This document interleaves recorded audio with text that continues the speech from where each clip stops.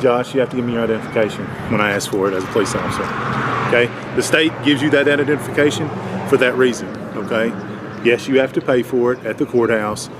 It's your identification. That's the reason you have it, so the police can have it if they ask for it. That's one of the main reasons. This is America. Is this how you treat tourists? This is America. You have the right to do a lot of things, but you still have to give me your identification no matter what. Either give it to me. Welcome to Kentucky. Guys, stay tuned to the end. This incident happened way back in 2018, but I spoke to Tony Grogan today, December 10th, 2024, and he told me about how this incident has changed his life and the way he does his job. The guy that I spoke to on the phone doesn't even seem like the same person we saw in this video, and he gives a very interesting perspective about how police are trained to violate your rights. Hello. How you doing? I'm all right. My name's Tony Grogan. I'm chief of police, Haven Police Department. You have any identification? I do. Identification? I do, but why do I have to give that? It's a law in Kentucky. You don't have any ID on you? I do got ID on me, but see, you have to articulate suspicion or have suspicion that I've committed a crime or that I'm about to commit a crime. My name is Josh. Josh, how old are you, Josh? Do you have any ID on you? Josh? I prefer not to give it. Josh, you have to give me your identification when I ask for it as a police officer, okay? The state gives you that identification for that reason, okay? Yes, you have to pay for it at the courthouse. It's your identification. That's the reason you have it, so the police can have it if they ask for it. That's one of the main reasons. Do you live here? No, I do not. I know, I don't know you because this is a small community and I've never seen you before. Yeah, I'm from small communities myself. You mind giving me your identification? What would happen if I don't? Well, I'm going to have to put you in the back of that car and detain you until I can get more information on you. And I don't want to use force or anything like that on you. That's not my goal here. My goal is to find out who you are and why you're here. What do you want? I just wanted to take some pictures of the video of the public areas. Now, she came out with a little bit of an attitude. You know, I can tell you what I'm doing. I'm not doing anything illegal. I'm not doing anything wrong. What I'm doing is actually... Give me your identification before we keep going on. I'm going to cooperate with you as much as I can, but you have to give me your identification when I ask for it. I've asked 4 times. Okay. Please give me your identification. Am I being detained? Not yet. You need to give me that identification. Okay, and if I'm not being detained, I'm going to go on about my day. You either give me the identification or I am going to put you in the back of that car. You understand that? Identification. Is there anybody else hired that you can come out here? No. Identification, please.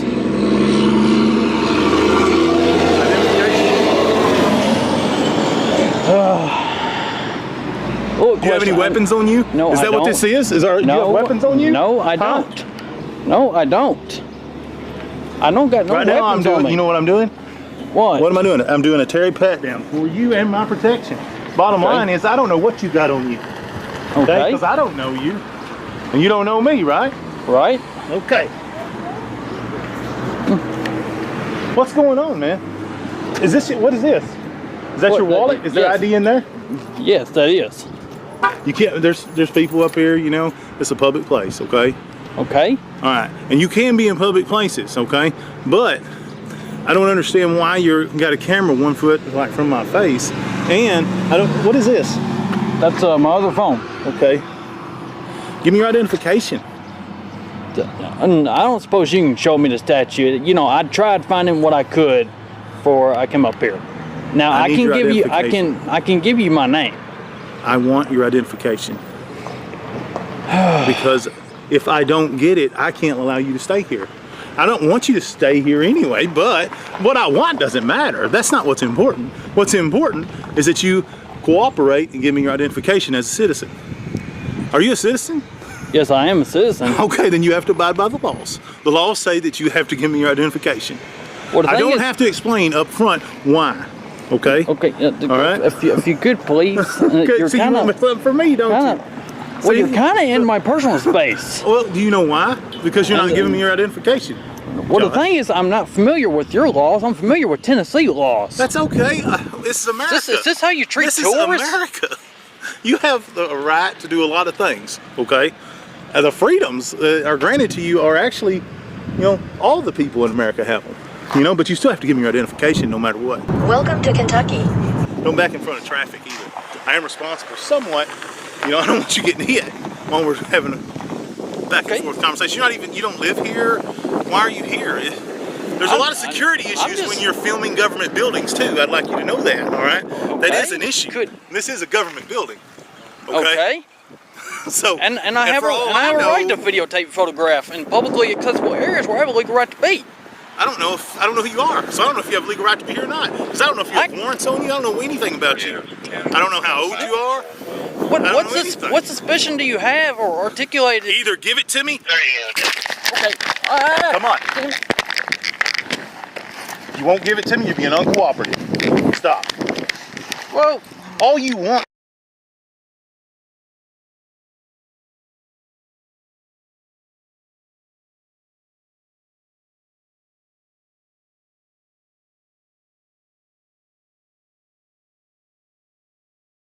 Video in City Hall and stuff, it's okay. He just likes the video. I don't know what he's doing for sure. Hey, you want this back? Yes, sir, I do. All right, it might be better than your phone. Okay. Now, where can I go to file a complaint? A complaint? Yes. Chief of police. Yes. I'm the chief of police. Over him. Okay. The only other place would be City Hall. City Hall? Yeah. What kind of complaint are you wanting to file? Well, right now, illegal detainment. Well, you've only been here 10 minutes, with me, maybe 12. I have a reasonable right under your constitutional rights to detain you for a reasonable amount of time. I think 12 minutes to see why you're, maybe 15 minutes to see why you're videoing a government building and everything is very reasonable. Okay? You're free to go. All right. What's your name, badge number? My name is Tony Grogan. I'm the chief of police at Hickman Police Department. My badge number is 501. 501. Yes. Your name, badge number? My name is Deputy Gary Fulcher. 3808. 3808. Okay. You? I ain't have to give you nothing. What have you given me? Have you told us anything? What's your explain why you're out here? What's your policy? You haven't explained why you're out here, have you? He's a different agency than me. Okay. Where do you live at? Well, I'm from Tennessee. I'll at least give you that. Why are you at Hickman City Hall asking them things and filming them stuff? Is there a reason? Do you have some kind of business with the city of Hickman? Yeah, mainly what I'm doing right here. What is that? Taking pictures and video. I'm just a tourist in your city. You're just a tourist and you're filming City Hall and then you have a run-in with the police. Wonder why that is. All I'm asking is for your name, badge number. Most tourists that come to the city of Hickman are on the bluff, filming the bluff, filming the courthouse. It's historic. Okay, R. Woods? Yes, I'm the sheriff here in Fulton County. Okay, so you're Fulton County Sheriff? That's right. Okay. All right. Well, do you not have a policy about your deputies? We have a policy that people we talk to that's causing a disturbance better tell us why they're doing it. Okay. Well, either way, I got you on film. I got your name. I'm gonna go. This incident occurred in 2018. Sheriff Woods passed away from a massive stroke just months after this incident. Chief Grogan remained chief until 2022 when he was demoted to patrolman. Shortly after that, he left and went to the Fulton County Sheriff's Department, where I caught up with him 6 years later and he told us how this incident has affected him. I left a message for him and when he called me back, I was unprepared and it took me a minute to get the cameras going. Hello? Hello, my name's Tony Grogan. I'm calling because we're doing an update on the incident that happened with you out there 6 years ago, where you detained someone for refusing to give ID. Have you learned anything since then, or are you still doing the same things? No, I don't. Me personally, well, I did learn some things from that. Yeah. Okay. That incident. Yes, I did. Basically, what I've researched quite a bit on it, and it affected me quite a bit, over time, but the reality of that situation, I treated him pretty good ultimately, I even bought his lunch. He came back and I showed him around the fire department and stuff like 2 weeks later, and I even bought his lunch and everything for him, and we talked and all, but yeah, I don't force IDs anymore, we were taught that, when I became an officer 27 years ago, and it just carried forward. Basically, sometimes you carry things with you that you're taught, and that's what that incident was. Mostly it was just updating training, Okay. and trying to be more fluid is what I had to. Basically, my changes were to try to change with the times, as what's accepted and what's not, and with individuals. And when you're in something a very long time, you get set in the way you do things. And I had to realize I was part of the problem. Is that I was still policing like I did 15 years earlier. And in some ways, not in all ways, but in some ways. So, and I'm not the norm when it comes to police officers as far as being willing to change. I'm very willing to change, and it did change me, in that, I do not force IDs if you're not driving anymore, Now, if you're driving, it's different, because you have to give your license if you're driving. But if you're just walking down the street or something like that, no, and I don't know. I haven't heard anything from him, since then, since 2 weeks after it or so, 2 or 3 weeks after it. But, like I said, it was a learning experience for me, and I had to revamp a few things to realize, hey, you have to be willing to change as people change, what's accepted and what's not, but that's how it's changed me. That was your question, right? Okay. Yeah, I do appreciate it. So you're saying that the changes are based on what's kind of socially acceptable. Is that right?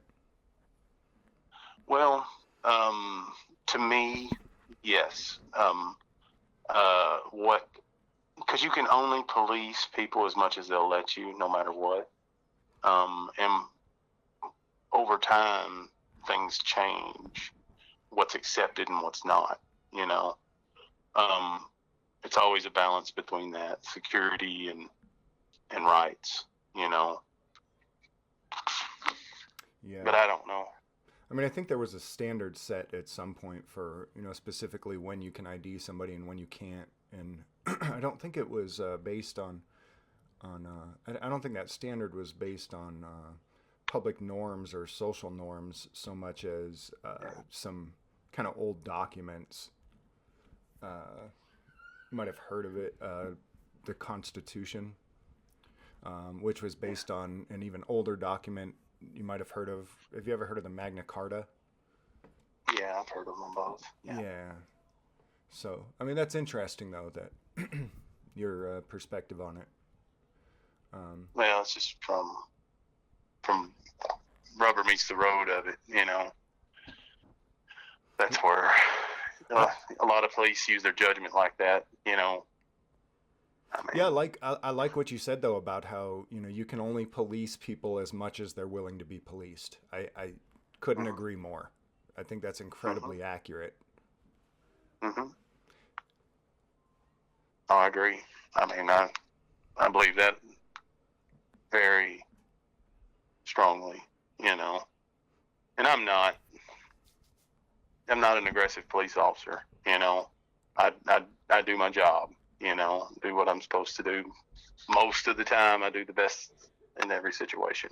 And that's what I try to do. And I do change.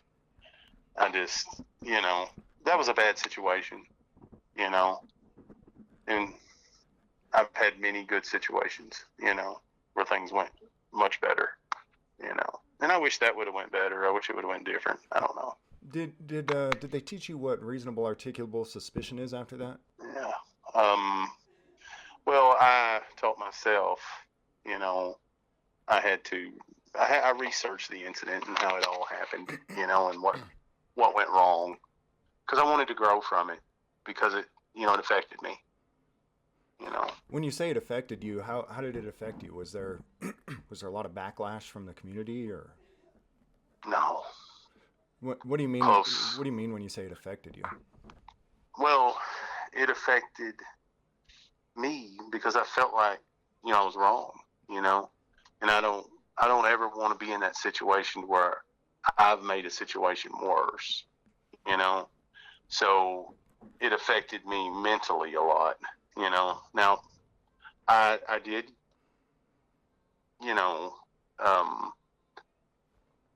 only reason I don't work there anymore, but it's not because of any of that. That was, quite a bit before it. I don't know. Personally, I think I was affected because I let it bother me to a deep level, because I was affected by it in my mind, because I thought about it all the time, and I don't like doing something incorrect, and that's how it affected me. I wasn't financially hurt or anything like that, and anything, but that's not what's important to me, or I wouldn't be doing this, because I don't make much money doing this. It's about, the public trust and trying to do the best job you can. That's how it affected me. Okay. Yeah, I mean, I find it interesting because I know that is how policing worked for decades. A police officer asks you for ID. It doesn't matter what the situation is, right? You give ID. And so why, after decades of doing the same thing, did this one particular incident help you realize that there may have been something wrong with what you had been taught? Yeah.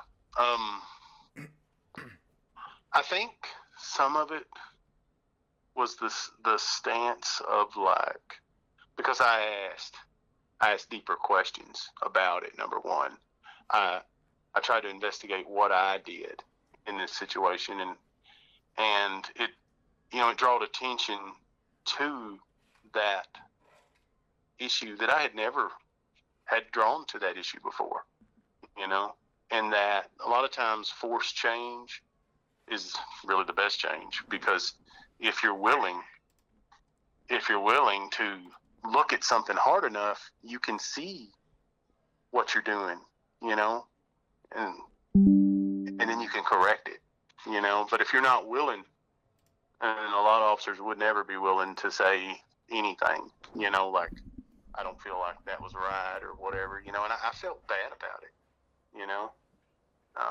that was a lot of it, how I perceived it, because honestly, I had never been a villain in any situation, like that. I was there to help people, and I was there to help people in that situation, but it got twisted up, and I wasn't in control of it. It didn't feel like,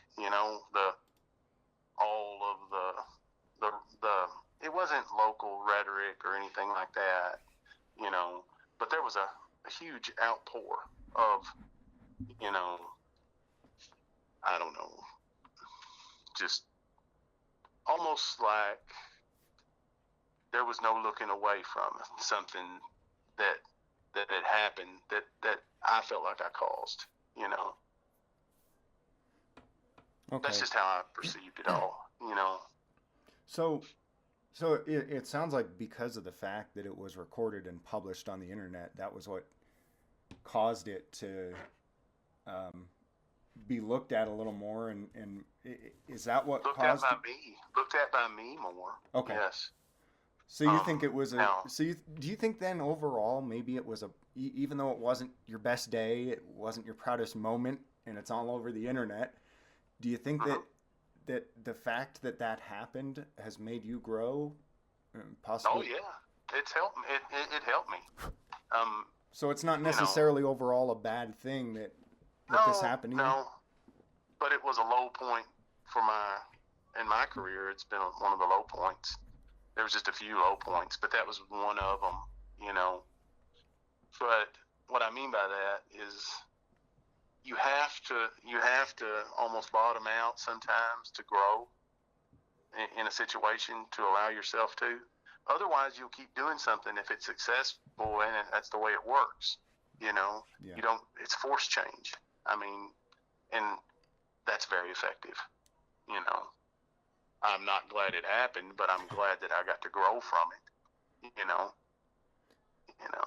But a lot of people would have shut down on that, you know, and not been willing to see that they were part of the issue, part of the problem. You know. And that's not just police; that's in anything.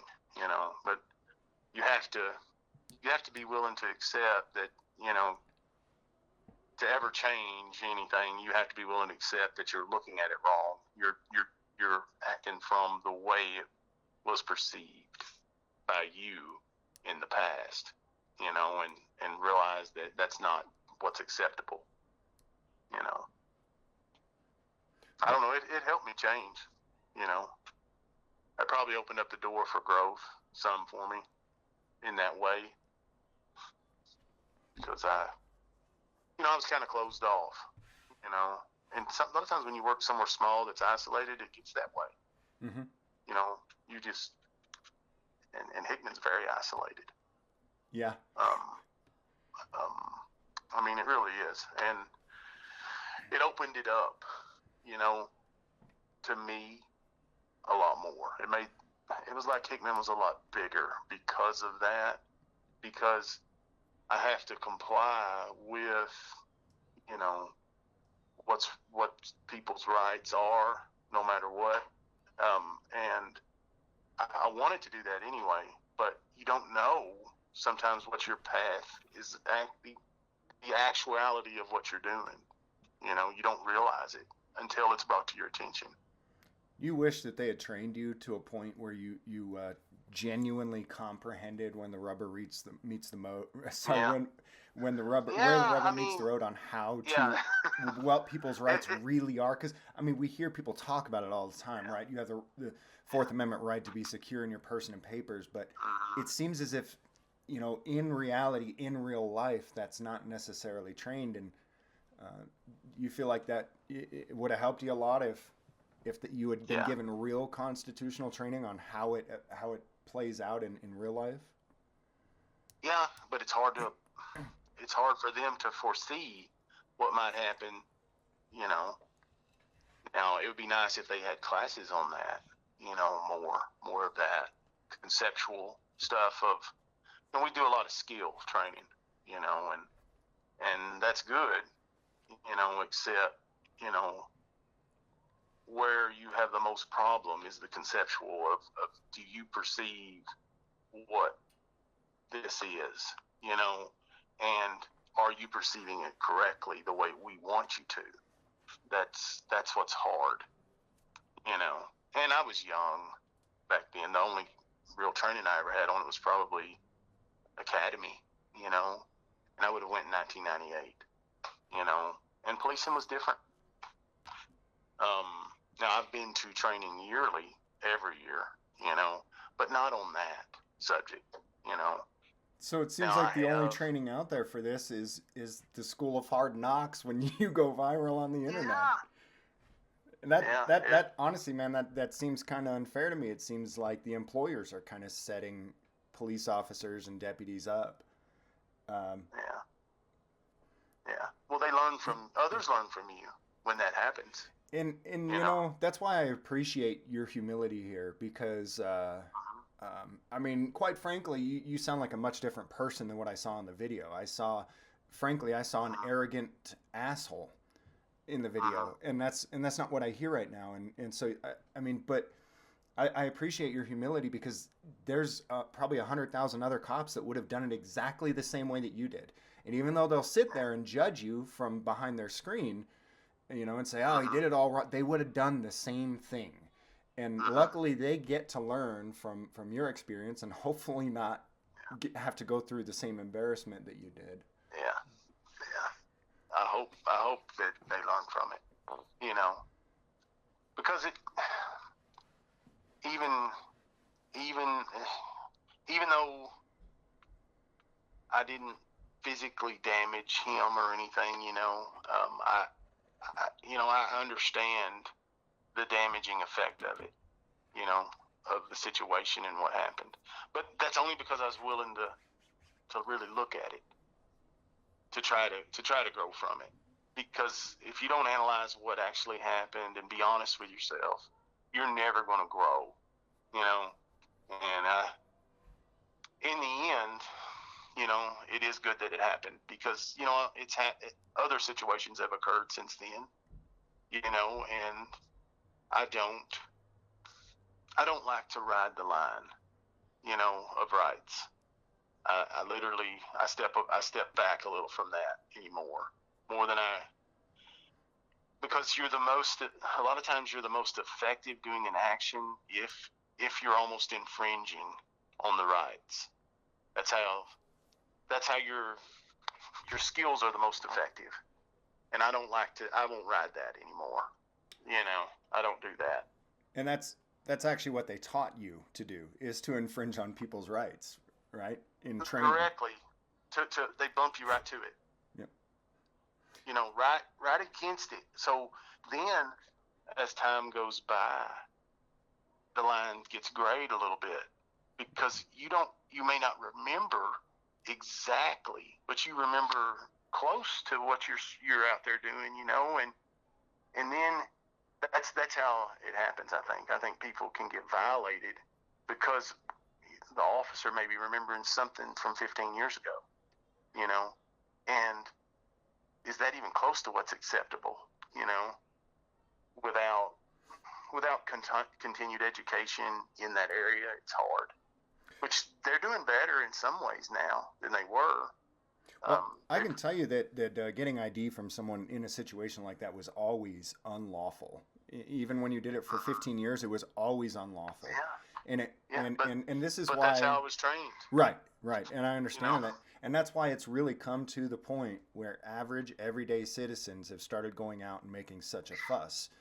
Because, like you said, you've essentially been trained to violate people's rights. The people have been trained to just accept it. And something had to be done. And so some people see this type of behavior that this young man was doing as obnoxious and ridiculous, and I would even agree somewhat. But at the same time, I think we needed to step back and realize that, no, this was actually never okay. It was never lawful, and it never should have been accepted. It shouldn't have been accepted. And people sometimes are willing to accept things for security and and you create that standard with it, and then that standard becomes it's the new way of doing it, and people didn't even realize that it happened. Yep, the new even norm, ones right? Doing it. Yeah. Just without those kind of checks, and balances, it never gets corrected. I'd still be doing it if it didn't happen. I'm sure of it. Because, I had no reason to change. I didn't realize I was doing it wrong before the incident, Well, man, I can't tell you how much I appreciate this conversation. I really do. I publish videos all the time about government on every level, not just cops, senators, politicians, judges, who just blatantly violate people's rights, break the law, and then I usually call them and say, hey, do we realize that we did something wrong? And they double down and triple down, if more people would just recognize, hey, man, we've been taught wrong, and we need to change some things. It's refreshing to me. I appreciate. Yeah. Well, it like I say, it deeply affected me. Now, some people who don't care, or who are arrogant assholes, would not let this bother them. Wouldn't have never let it bother them. But, for me to come off that way, I didn't like that. That's not who I wanted to be. And I think that I've changed some from that. From that incident, I know I've changed. I don't think I would handle things the way I do currently if that incident didn't occur in my life. I think that, you know, it helped me in a lot of ways. You know, when I look back at it, I never really ever thought about how much it changed me, you know, but it did. And I'm glad I got a hold of you too, to see that, you know, you're not the same person that we saw in that video. Because I was going to do an update on it, and I, you know, I did come in with a preconceived notion that I was going to show the video, tell people that it's 6 years old, call the sheriff's department, and find out that you guys don't give a crap, and you're going to continue doing it the same, and that you've done it the same ever since then. That's what I thought the story was going to be. I really did. Yeah. And so, man, I can't tell you how happy I am to hear that there was a positive outcome from this, and I think that the rest of the world will too. So I just, you know, I don't know. I want to do things the best I can, you know, and if you're not, then you need to change, you know. That's really what it gets down to, you know. And you have to look at it through a fair gauge, if you will, of what you're doing. And a lot of people they refuse to look at it with clarity like that. Mm-hmm. You know, they won't look at it. It can be tough too, though. I mean, when you've been taught something for 10 years, 20 years, 30 years, that's truth to you, right? I mean, it is gospel truth. And when somebody comes along out of the blue, some stranger at that, and says, "Hey, dummy, you've been doing it wrong." I mean, it can be tough. I'm not trying to make excuses, but I am trying to say that, you know, I think that if we all look at it objectively, you know, your screw up happened to get caught on camera and published to the world, but we all screw up every day, and there's a lot of us who fail to recognize it, and so your ability to recognize it and be humble is it's a beautiful thing. So. Well, thank you. I'm just one guy trying to do the best he can. Well, you got my respect, sir. I called to cuss you out and tell you what a piece of shit you are. and you turned me right around, man. You've got my respect. Like I said, I wish things would have went different, but I'm glad that I learned from it. You know, that things happen for a reason, you know.